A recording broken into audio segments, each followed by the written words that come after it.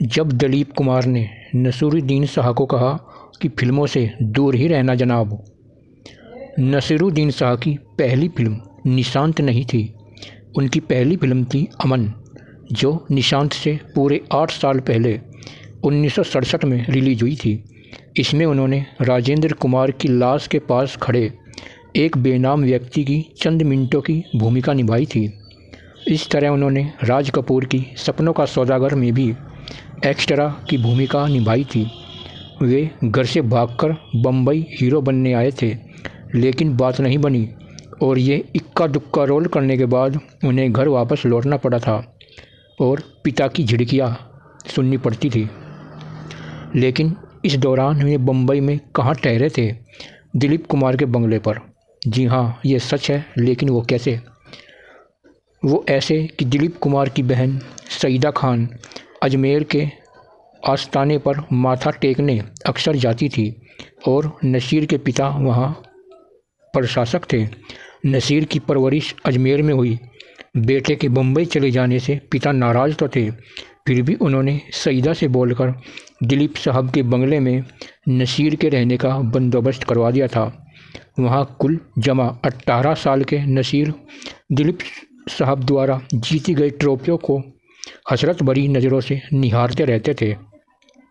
एक दिन दिलीप साहब ने उन्हें ऐसा करते देख लिया तो छूटते ही हिदायत दी कि बरखुरदार शरीफ घरों के लड़के फिल्मों में काम करने के ख्वाब नहीं देखा करते।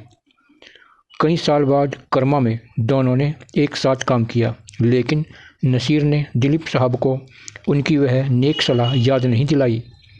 एक बार बम्बई से अपमानित होकर लौट आने के बाद फिर दूसरी बार तकदीर आजमाने की हिम्मत कम ही लोग किया करते हैं, लेकिन नसीर ने की।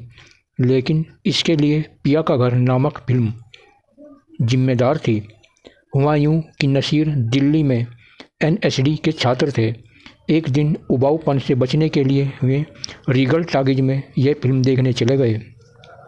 फिल्म उन्हें पसंद नहीं आई थी तो वह वहीं पर सो गए, लेकिन उन्होंने गौर किया कि फिल्म में काम करने वाले 7 से 8 कलाकार FTII पास आउट हैं। उन्होंने सोचा क्यों ना पुणे जाकर किस्मत आजमाई जाए, कौन जाने वहाँ से बम्बई का टिकट कट जाए। ऐसा ही हुआ, लेकिन ऐसा बहुत तरतीब से नहीं हुआ। इत्तेफाक का इसमें भी दखल थी। तो माजरा यह था कि FTII पुणे में नसीर की अगुवाई में छात्रों ने हड़ताल कर रखी थी।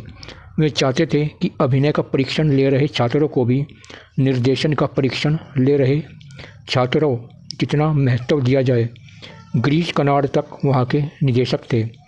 आज तलक नसीर और गिरीश में इस मसले पर खटपट जारी है। लेकिन जब श्याम बेनेगल, जो तब अंकुर बनाकर प्रतिष्ठित हो चुके थे, उन्होंने गिरीश कर्नाड से किसी अच्छे युवा अभिनेता का नाम सुझाने को कहा तो कर्नाड ने नसीर का नाम लिया। साथ ही यह हिदायत भी दी थी कि लड़का बदतमीज़ और बददिमाग है और मेरे संस्थान में स्ट्राइक किए हुए हैं, इसीलिए अपने जोखिम पर ही कुछ निर्णय लेना। बेनेगल ने नसीर को बम्बई में पेडर रोड स्थित अपने बंगले पर बुलाया और महज आधे घंटे में उन्हें निशांत में विश्वम का रोल दे दिया। कारण नसीर की पिटी हुई किंचित बदसूरत शख्सियत, जो उन्हें विश्वम के रोल के लिए उचित जान पड़ी थी। नसीर ने अपनी आत्मकथा में लिखा था कि तब मैं IS जौहर की किसी फालतू फिल्म में एक बेनाम लाश का रोल करने को भी खुशी खुशी तैयार हो जाता, लेकिन सहसा मैंने अपने आप को समांतर सिनेमा के अगुआ निर्देशक की फिल्म में पाया और उसके बाद जो हुआ वह इतिहास है। शायद ग्रोतोवस्की ने इसी को ध्यान में रखते हुए कहा होगा कि प्रतिभा जैसी कोई चीज़ नहीं होती, लेकिन प्रतिभा का अभाव जैसी चीज़ ज़रूर होती है, और यह तब होता है जब हम अपने आप को उस जगह पर पाते हैं जहां हमें नहीं होना चाहिए था। नसीर ने अपने आप को 1975 के उस साल में एकदम सही जगह पर पाया था। ये एक चमत्कार ही था, लेकिन इसमें अजमेर की दरगाह, पिया का घर, FTII की हड़ताल और विश्वम के लूजरनुमा करैक्टर सभी का घुला मिला योगदान था। अगर ये वीडियो अच्छी लगी तो लाइक सब्सक्राइब ज़रूर करें। धन्यवाद।